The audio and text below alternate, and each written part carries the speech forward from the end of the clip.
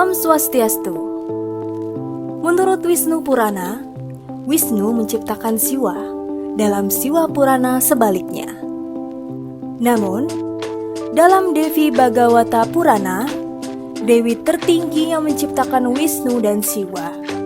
Mengapa ini bisa terjadi? Apakah Purana satu dengan yang lain kontradiktif?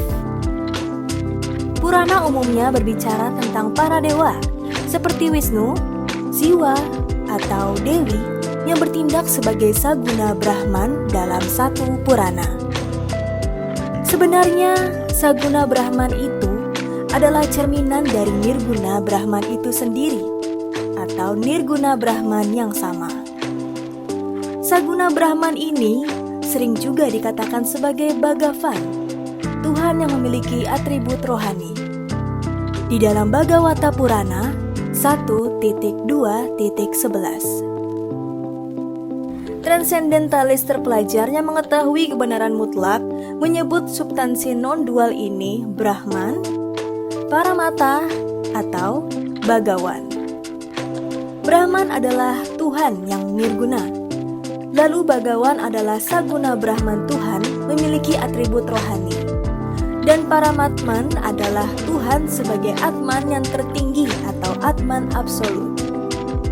Pada awal penciptaan hanya ada Tuhan sebagai Nirguna Brahman, lalu ia membagi dirinya menjadi dua, yaitu sebagai Adi Purusa dan Adi Sakti, yang namanya berbeda di setiap kalpa.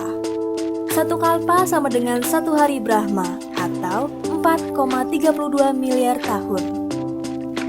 Dalam Siwa Purana atau Sweta Kalpa, ketika Nirguna Brahman berubah wujud menjadi Sadasiwa dan merasa membutuhkan pendamping, dia menghasilkan Bhavani Ambika atau Uma dari separuh kirinya. Jadi, Adipurusa dari Siwa Purana adalah Sadasiva, Mahadewa, dan Adi Sakti adalah Mula Prakti Durga. Kami menemukan anekdot kelahiran Brahma, Wisnu, dan Siwa Rudra setelah itu.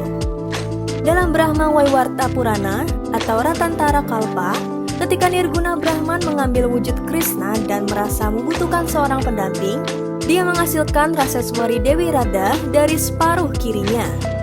Adipurusa adalah Swayam Bhagawan Krishna dan Adi Sakti adalah Mula Prakti Srimati Radharani.